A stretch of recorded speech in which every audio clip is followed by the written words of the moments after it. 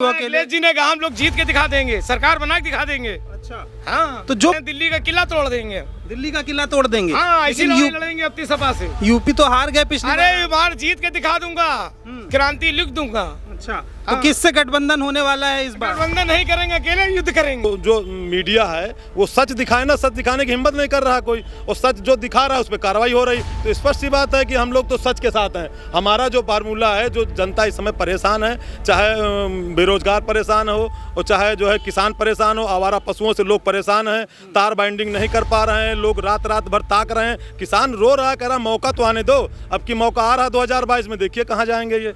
नमस्कार, स्वागत है आपका बोलतंत्र पर। और टीम बोलतंत्र यूपी चुनाव के लिए हर पार्टी दफ्तर का दौरा कर रही है। हम आज समाजवादी पार्टी दफ्तर के सामने हैं और 22 में चुनावी तैयारियां समाजवादी पार्टी में किस तरह से हैं उनका जायजा ले रहे हैं। आप ये देख सकते हैं किस तरीके से झंडे डंडे और बैनर पूरी तरीके से तैयार हैं। इस तरफ कुछ युवा हैं जो लोग खरीदारी कर रहे हैं।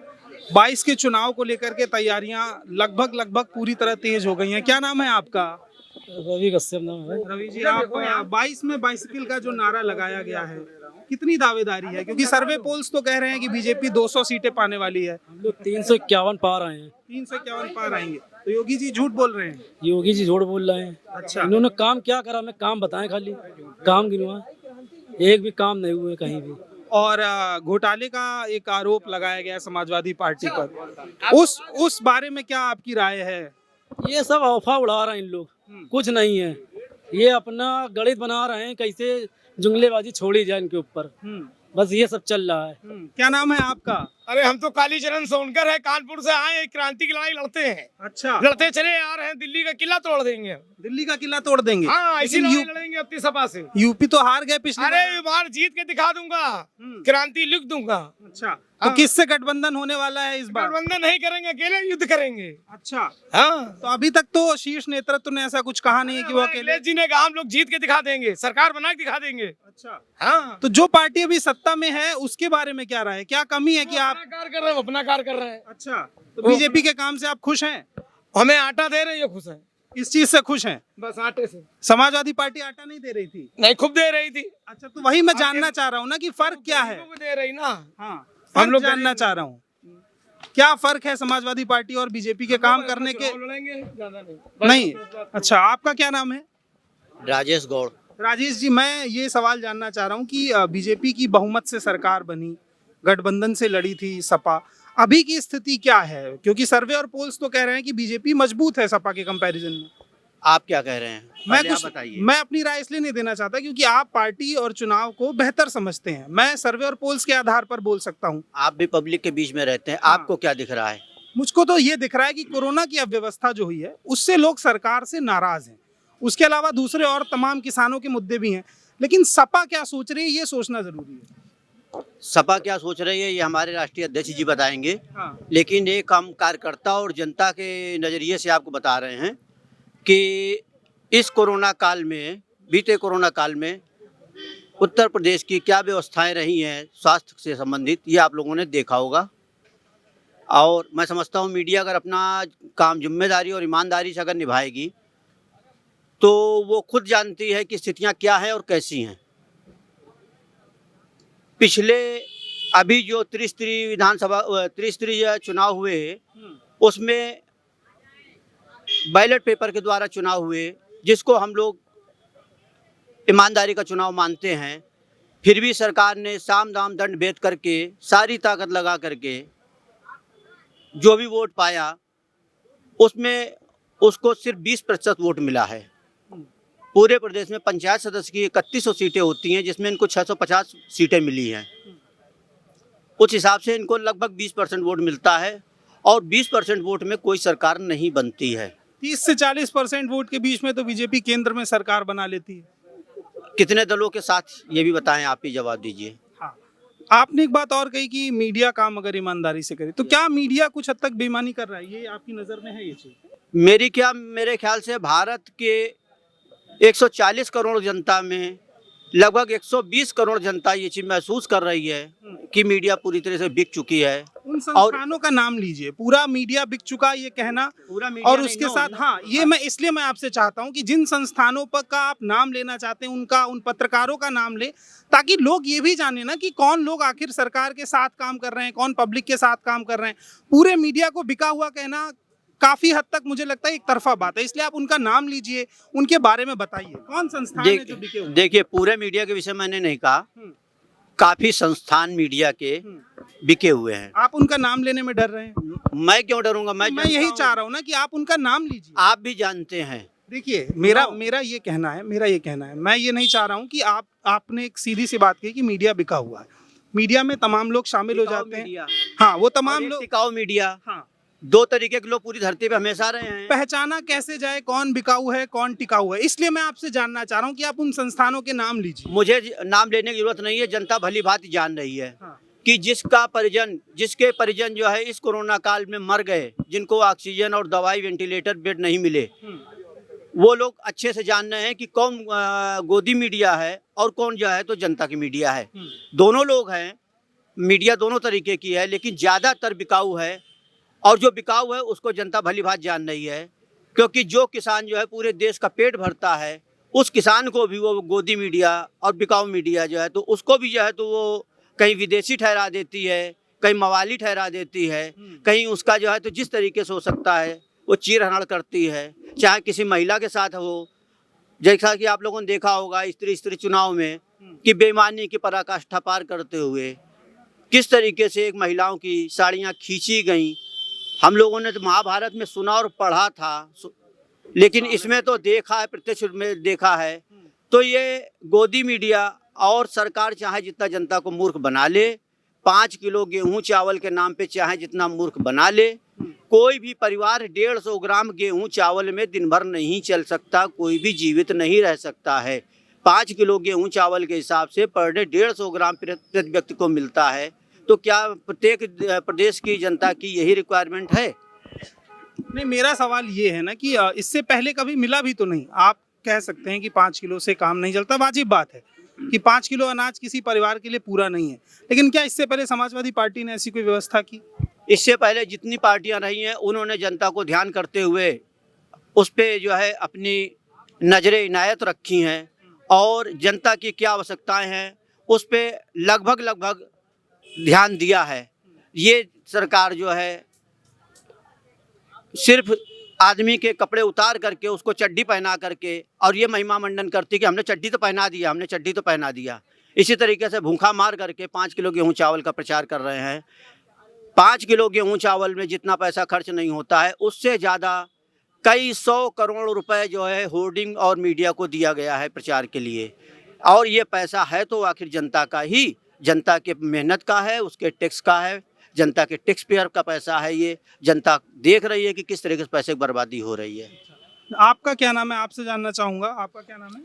चंद्रशेखर आजाद। चंद्रशेखर आजाद आपका नाम ही क्रांतिकारी है। चंद्रशेखर आजाद, कल्याणपुर विधानसभा, कानपुर नगर ग्रामीण।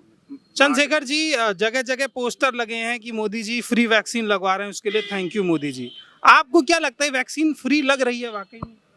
अब ये तो नहीं बता सकते भाई। अच्छा, हाँ, वैक्सीन आपने लगवाई है? अभी नहीं लगवाई है। तो ये कई तरीके के सवाल हैं इस तरीके से लेके मीडिया में। मैं आपको और आगे का रुख थोड़ा करेंगे, दिखाएंगे आपको कि किस तरीके से चुनावी तैयारियां लगभग शुरू हो गई हैं। यहाँ पर हर तरीके के होर्डिंग बैनर, 22 में बाइसिकल जो नारा दिया है अखिलेश जी ने, उसको लेकर के लगभग सभी तरीके के बैनर छप गए हैं। तमाम लोग इस वक्त मौजूद हैं पार्टी दफ्तर के बाहर, कुछ और लोग भी यहाँ पर हैं, उनसे बात करके जानेंगे कि आखिर क्या तैयारियां चुनाव को लेकर के। क्या नाम है आपका? और समाजवादी पार्टी दफ्तर के बाहर जो माहौल है, 22 में बाइसिकल का जो नारा है, कितनी सच्चाई और कितना मजबूती से इस बार चुनाव लड़ने वाली है? देखिए, ऐसा है, चाहे किसान हो, चाहे नौजवान हो, चाहे जो वर्ग हो, ये जो है सब जो है अखिलेश जी की तरफ देख रहे हैं।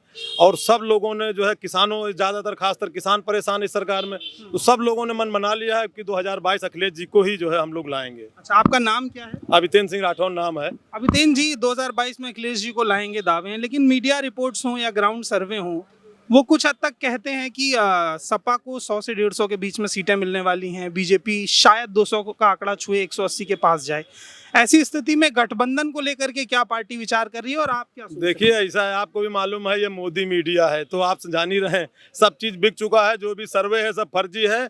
आपको बता दे 350 प्लस हम लोग लाएंगे, ये दावा है, 100% ये पूरा होगा। ये सब जो मीडिया के द्वारा जो पहले भी इसके पहले भी जो सर्वे दिखाए जाते थे, ये जो है हमारे समाजवादियों को डैमेज करने के लिए कि नहीं आपका जो है 150 आएगा 200 आएगा, कुछ नहीं है। 350 प्लस हम लोग का पूरा समीकरण बन चुका है और फुल फ्लैश पे हम लोग सरकार बनाएंगे। आप कह रहे हैं मीडिया बिका हुआ। मैं चाहूंगा ना कि उन संस्थानों के नाम लीजिए जिनको देख करके आपको ऐसा लगता है कि वो पक्षपात करते हैं। पूरी मीडिया को एक तराजू में तौलना काफी हद तक सही नहीं है, इसलिए मैं चाहूंगा ना कि आप नाम ले उन संस्थानों का, ताकि लोग भी जाने कि आखिर गोदी मीडिया कहाँ किसे जा रहा है, वो कौन सा है। आप भी जानते हैं 2 बार अभी जो है अभी भारत समाचार वाले के ऊपर कार्रवाई की गई, इसके पहले एनडीटीवी रवीश कुमार के ऊपर की गई, ब्रजेश मिश्रा और उनके ऊपर की गई। आप नहीं देख रहे हैं, जो सच्चाई बोलने के लिए थोड़ा भी उठा, उसने सोचा मन बनाया कि हम सच्चाई बोलें, उनके ऊपर ऐसी कार्रवाई हो रही है। आपको आप खुद देखिए आप कैसी स्थिति चल रही समय पर। मीडिया के ऊपर जो भी सच्चाई बोलने का प्रयास करता है उसको चाहे आर्थिक रूप से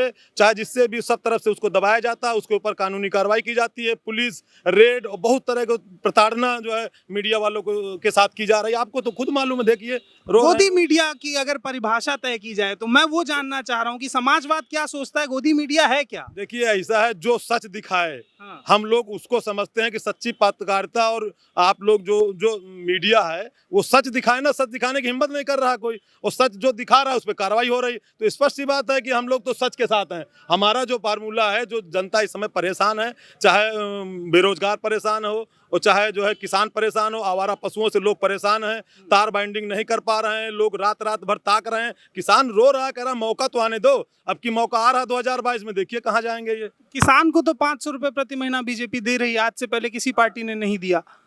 किसान को 500 रुपया से काम चलेगा? काम तो 5000 से भी नहीं चलना चाहिए। वाजिब बात यह है कि किसान को 5000 रुपए महीना मिले। कांग्रेस भी बोल रही है। गेहूं देखो कितना महंगा हो गया है, धान देखिए कितना सस्ता लिया गया है, सब बड़े बड़े उद्योगपतियों के चक्कर में। मेरा सवाल ये कि सपा ने आज से पहले सत्ता में रहते हुए किसानों को कभी सहायता राशि क्यों नहीं दी? अगर ये सवाल आज आप उठा रहे हैं तो इससे पहले क्या ऐसा कोई स्टेप लिया गया था? क्यों नहीं लिया गया? इसके पहले बेरोजगारी भत्ता महिलाओं को दिया गया, जिसके माध्यम से नौजवान जो है अपनी। मैं किसान की बात कर रहा हूँ, अभी सिर्फ हम किसान के मुद्दे पर हैं। क्या ऐसा सिंचाई पानी मुफ्त दिया गया? आपका क्या नाम है? सुभाष यादव। सुभाष यादव जी, आप जैसे किसान का मुद्दा इस चुनाव में बहुत अहम माना जा रहा है, किसान आंदोलन कर रहे हैं।